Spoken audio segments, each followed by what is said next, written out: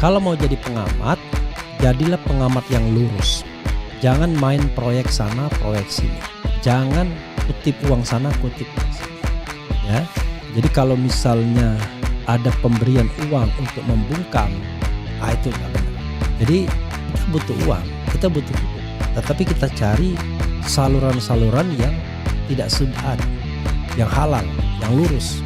Jadi makanya menjadi pengamat itu di Indonesia ini jauh lebih berat dibandingkan menjadi pejabat. Kenapa? Karena tuntutan untuk istilahnya untuk lurus, untuk menjaga integritas lebih tinggi daripada pejabat. Lebih tinggi dari penegak hukum.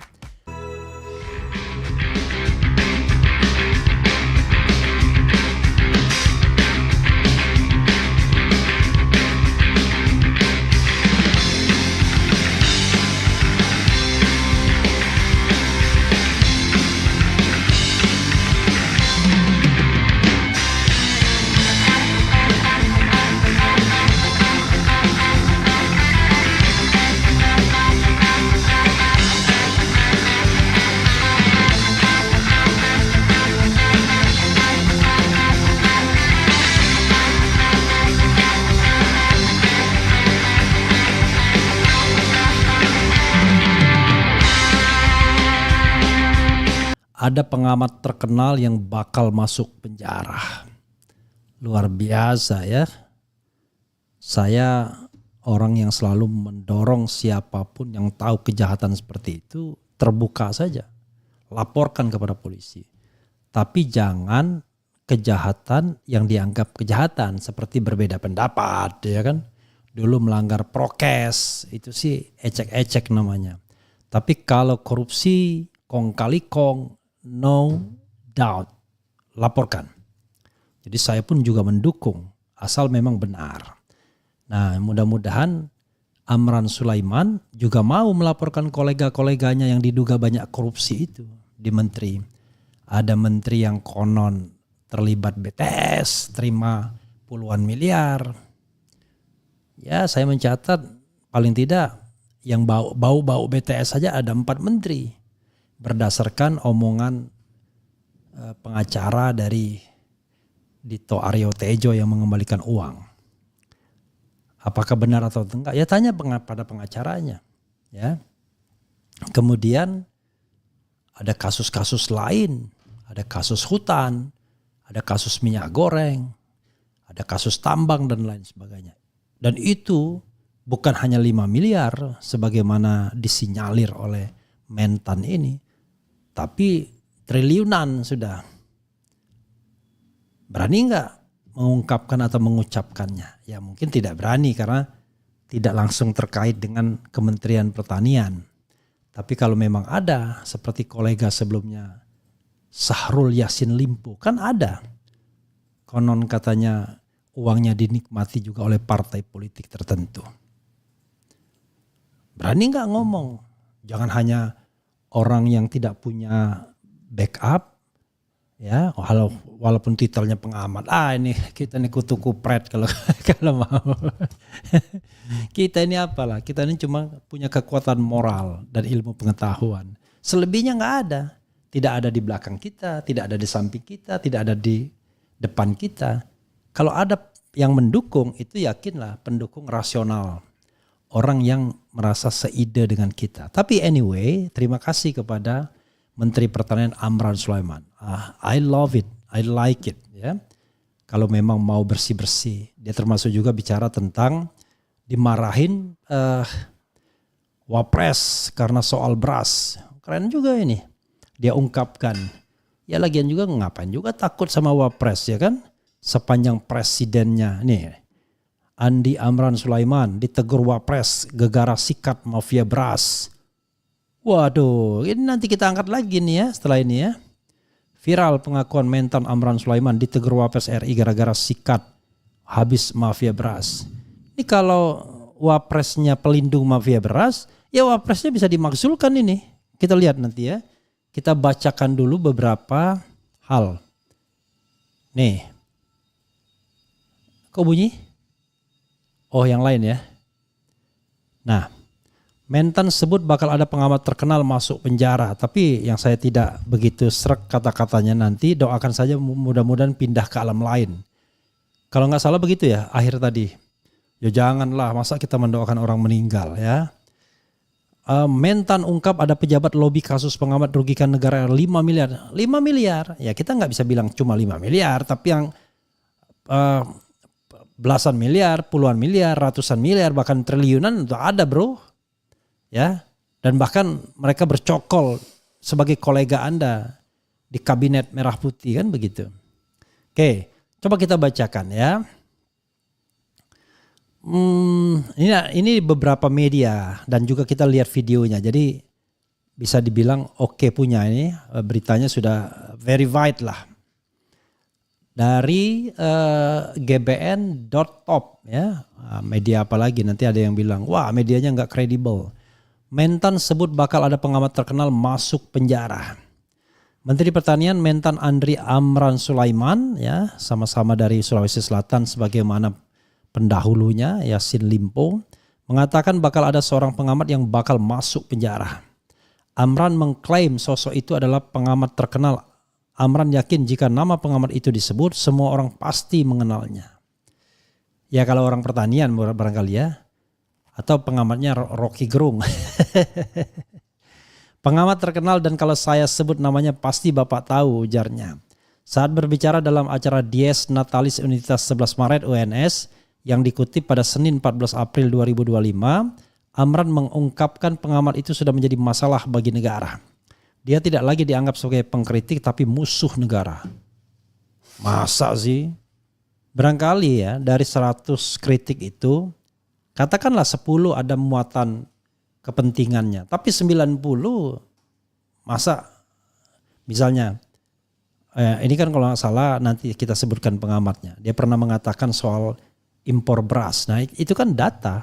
Data itu kan bisa di trace apakah benar apa enggak.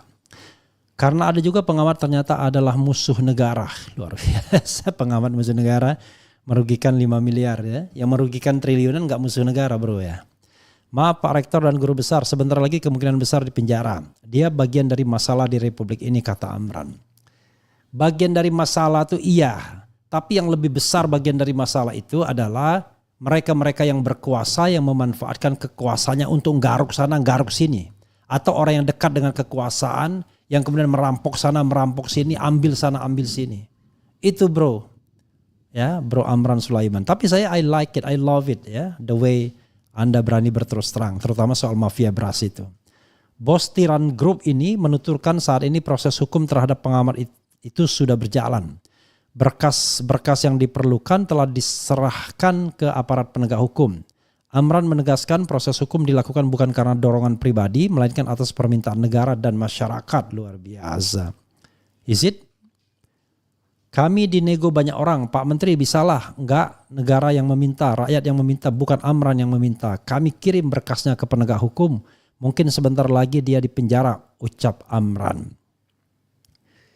Luar biasa ya, Ketua KPK sampai sekarang diperiksa saja belum berhasil. Padahal kasusnya jelas-jelas juga. Meski demikian, pengusaha asal Makassar, Sulawesi Selatan ini enggan menyebutkan identitas pengamat itu. Amran hanya memastikan pengamat itu bukan dari UNS tetapi dari salah satu perguruan tinggi ternama di Indonesia. Dari UGM? Bukan dong. Yang jelas bukan UNS tapi perguruan tinggi ternama Indonesia, pungkasnya. Oke. Coba kita lihat. Mentan ungkap ada pejabat lobi kasus pengamat rugikan negara 5 miliar ya. Menteri Pertanian Mentan Andri Amran Sulaiman mengungkapkan adanya upaya lobi dari sejumlah pihak termasuk pejabat yang memintanya memaafkan kasus pengamat terkait proyek fiktif yang merugikan negara senilai 5 miliar di kementeriannya. 5 miliar bro, ya uang juga 5 miliar tuh, tapi yang 50 miliar, 500 miliar, 1 triliun juga harus jauh lebih dikejar ya. Banyak yang melobi, pejabat ada yang melobi saya mengatakan tolong dimaafkan kasus pengamat diduga terlibat proyek fiktif. Enggak memaafkan, aku membela rakyat kecil, ujar Mentan di Jakarta. Bro Amran Sulaiman, Anda paham enggak kalau Anda menyebutkan ada pejabat yang melobi agar dibebaskan, maka pejabat itu kena. Pejabat itu Anda laporkan juga karena dia sudah melakukan yang namanya obstruction of justice. Ya, atau upaya untuk melakukan penyuapan. Walaupun tidak menyuap dalam pengertian ini, tapi membujuk ya agar kasus ini tidak ditindaklanjuti. Itu juga harus dilaporkan kalau Anda berani. Laporkan. Karena itu juga kejahatan. Karena menghalangi proses penegakan hukum atau obstruction of justice. Laporkan juga. Ya. Kadang-kadang wah, semangat saya. Saya tidak membela orang yang korup ya. Saya ingin semua orang yang korup itu ditangkap, dipenjara. Jangan orang yang kritis, bro. Ya. Ini pejabat BUMN geprok rakyat enak sekali. Maki-maki pengamat malah dikasih jabatan. Ini negara macam apa ya? Itu menggunakan kekuatan-kekuatan sipil seperti kelompok preman, malah diberikan reward. Aneh negara ini. Sementara orang-orang yang independen, yang tidak punya agenda politik apa-apa, yang bekerja dengan ya ikhlas saja. Coba lihat Rizal Fadila itu, yang menghadap Jokowi, bolak-balik pakai travel saja dia. Bukan orang yang punya kemampuan finansial luar biasa. Tapi karena lillahi ta'ala berjuang untuk menegakkan kebenaran, amar ma'ruf nahi mungkar yang dia hadiri, yang dia yakini. Dan dia yakini bahwa berkahnya atau imbalannya adalah surga. Kalau ikhlas, dia lakoni itu. Banyak orang yang begitu, bro. Jangan berpikir bahwa segala sesuatunya dinilai dengan uang. Ya. Mentan mengungkapkan hal itu ketika menyampaikan ada seorang pengamat di bidang pertanian yang diduga menyebar opini tanpa dasar dan terlibat proyek fiktif merugikan negara 5 miliar di Kementerian Pertanian.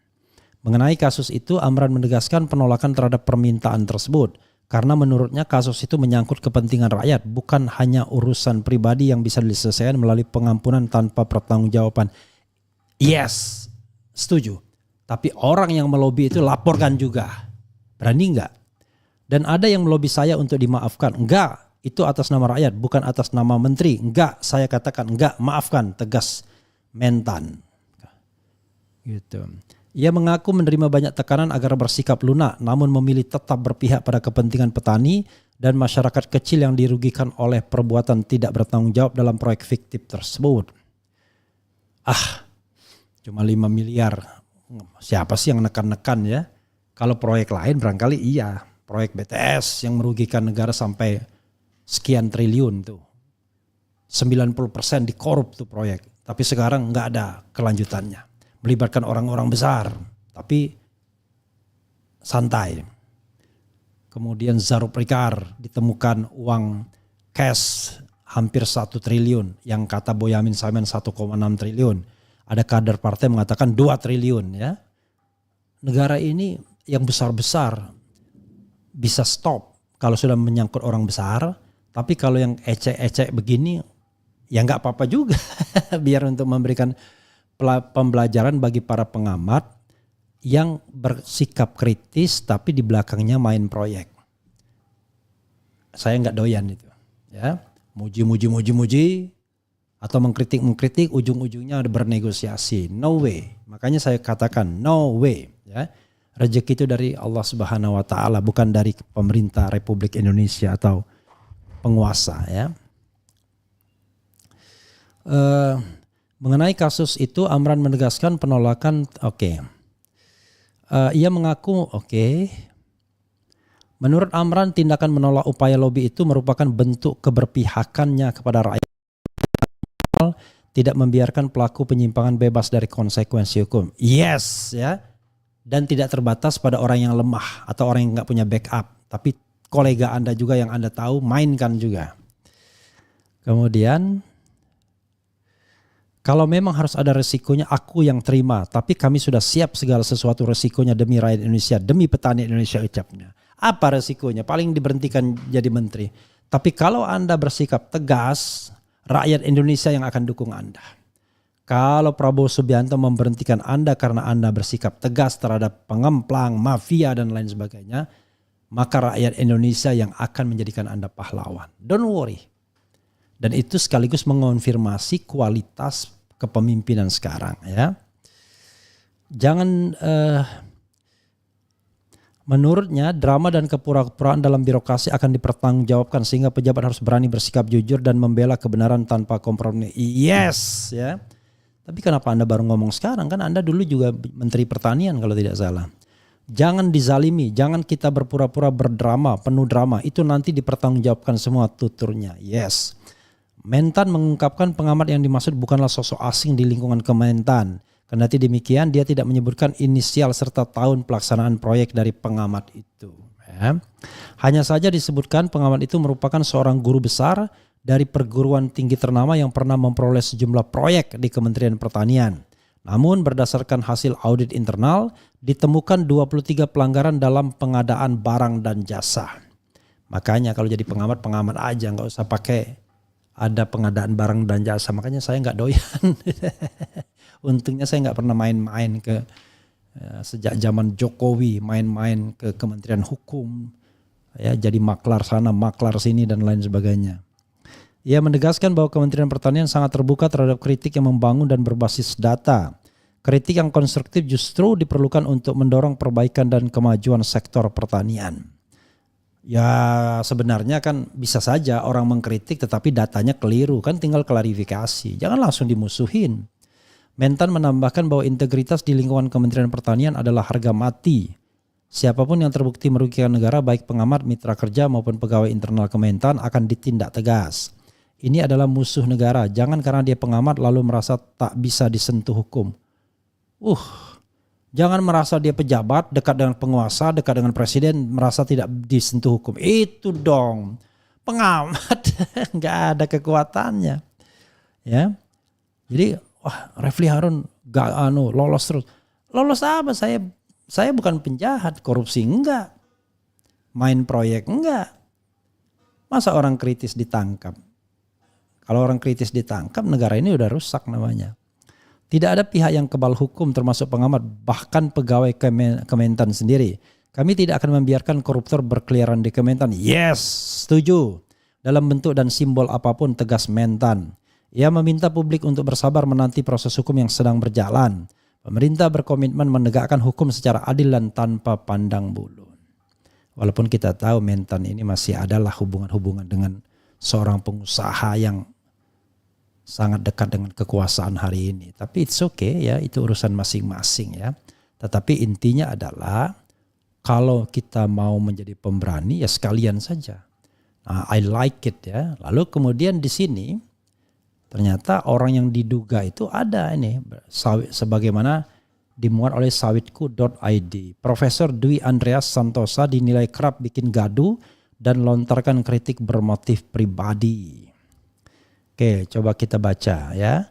Guru besar di Fakultas Pertanian Institut Pertanian Bogor, Profesor Dr. Insinyur Dwi Andreas Santosa MS. Nah ini yang menjadi, kalau tidak salah menjadi ahli kasus Tom Lembong. Tapi yang ini nggak ada kaitannya. Yang dia mengatakan bahwa tidak pernah Indonesia surplus gula. Dan kalau tidak salah dia juga memuatnya di sebuah koran besar ya. Karena dinilai kerap melontarkan kritik yang tendensius dan memicu kegaduhan di sektor pertanian. Kritik-kritik yang disampaikan Dwi Andreas Santosa yang punya keahlian di bidang genetika molekuler dan ilmu tanah terhadap kebijakan pemerintah dianggap tidak lagi murni sebagai kontribusi akademik, melainkan sebagai manuver bermuatan kepentingan pribadi. Koordinator Aliansi Masyarakat Penyelamat Pertanian Indonesia AMPI Debbie Saputra, siapa lagi? Tiba-tiba ada lembaga-lembaga sebenarnya tak ragu menyebut Dwi Andreas sebagai provokator akademik yang kerap menjadikan panggung publik sebagai alat tekanan demi kepentingan proyek. Lalu masyarakat penyelamat pertanian Indonesia ini apa ya? Apakah dia kelompok yang mana gitu ya? Kritik-kritiknya dinilai tak lebih dari suara sumbang yang muncul saat akses terhadap proyek bernilai miliaran rupiah mulai tertutup. Ini tendensius ya. Kalau tidak lagi kebagian proyek langsung ribut, begitu dapat proyek langsung senyap. Ini pola usang yang publik sudah bisa baca, kata Debbie ya. Seperti dikutip sawitku.id dari beberapa laman media online, diantaranya tv1news.com. Senin 6 Januari 2025. Menurut Debbie pada tahun 2022, Andreas pernah menerima proyek pemetaan komoditas hortikultura senilai 5 miliar dari Direktorat Jenderal Hortikultura Kementan. Ya ini proyek memang zamannya bukan Amran ya. I like it. Artinya Amran Sulaiman mau melihat kesalahan pendahulunya. Jangan hanya pengamat, tapi juga kelakuan Yassin Limpo dan koleganya, ya laporkan juga. Namun begitu proyek berjalan, suara kritisnya menghilang. Tahun berikutnya ia kembali teken kontrak proyek swaklola lahan pertanian produktif. Kritik baru kembali terdengar ketika aliran proyek terhenti. Ini bukan kritik ilmiah, ini permainan. Kritik jadi alat tawar-menawar, tegas Debbie. Tak hanya itu, Debbie juga mengingatkan proyek gagal pada 2017 saat organisasi yang dipimpin Andreas, AB2TI, menjalin kerjasama dengan Balai Besar Padi Kementan. Proyek itu dihentikan karena AB2TI dinilai tak memahami standar pelepasan varietas padi. Hasil evaluasi menyebut tidak layak dilanjutkan. Kalau rekam jejaknya seperti ini lalu sekarang mendadak vokal saat swasembada pangan, motifnya jelas patut dicurigai. Debbie menegaskan kritik yang dilontarkan Andreas bukan sekadar tidak membangun tapi berbahaya. Luar biasa. Ia menuding Andreas berusaha menggiring opini publik untuk melemahkan program swasembada pangan yang tengah diperjuangkan keras oleh Menteri Pertanian. Ini sih tendensius juga ya. Kalau mengkritik itu jangan too much lah. Ini bukan ajang cari proyek, ini soal ketahanan pangan bangsa. Kalau tidak bisa bantu minimal jangan ganggu. Ini kata-kata pemerintah benar nih kan. Kemudian ya sudahlah, ini kita nggak usah baca yang ini ya. Jadi sobat era sekalian, kadang-kadang begitu ini ada kelompok civil society yang berdiri di belakang kekuasaan. Saya terus terang saja tidak pernah respect ya dengan kelompok civil society yang berdiri di belakang kekuasaan. Nah, mungkin no freelance. Kalau Anda membela rakyat kecil, ada harapan bahwa Anda memang murni perjuangannya. Tapi kalau Anda membela penguasa, aduh ampun dah. Kita tahu sama tahu lah ya. Jadi jangan sampai kemudian menepuk air dulang terpercik di muka sendiri ya. Oke, ada lagi nggak ya yang terkait dengan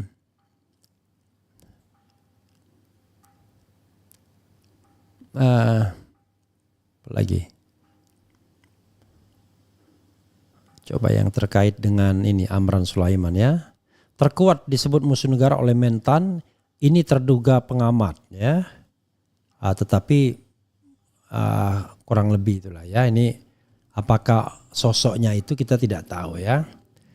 Tapi sekali lagi sahabat sekalian, kita dukung ya ini untuk kolega pengamat. Kalau mau jadi pengamat, jadilah pengamat yang lurus. Jangan main proyek sana, proyek sini. Jangan kutip uang sana, kutip uang sini. Ya. Jadi kalau misalnya ada pemberian uang untuk membungkam, itu nggak benar. Ya. Jadi kita butuh uang, kita butuh hidup. Tetapi kita cari saluran-saluran yang tidak subhat, yang halal, yang lurus. Ya. Jadi makanya menjadi pengamat itu di Indonesia ini jauh lebih berat dibandingkan menjadi pejabat. Kenapa? Karena tuntutan untuk apa istilahnya? Untuk lurus, untuk menjaga integritas lebih tinggi daripada pejabat. Lebih tinggi dari penegak hukum. Lebih tinggi daripada hakim, lebih tinggi daripada jaksa. Ya. Coba bayangkan, berapa hakim yang ditangkap, berapa polisi yang bermasalah, berapa pejabat setingkat menteri yang bermasalah. Bandingkan dengan berapa pengamat yang bermasalah. Tapi kalau ada pengamat satu bermasalah, langsung ribut semua orang. Tapi 29 hakim bermasalah sejak 2011 apa kata ICW, santai saja kita. Ada 4 hakim yang baru-baru ini menerima suap 60 miliar, santai saja kita. Ada polisi setingkat jenderal yang menjual menjual ganja kalau tidak salah, santai aja kita. Ada setingkat jenderal yang membunuh anak buahnya, santai aja kita. Ributlah sedikit-sedikit. Ada KM 50, santai aja kita. Jadi kalau kita bicara ada 100 kasus, maka yang kita bidik duluan adalah 2 hal. Yang merugikan keuangan negara begitu besar dan yang berkuasa. Jangan yang tidak berkuasa. Ya. Begitu Sobat Era sekalian. Tapi I like it. Saya suka Amran Sulaiman ya.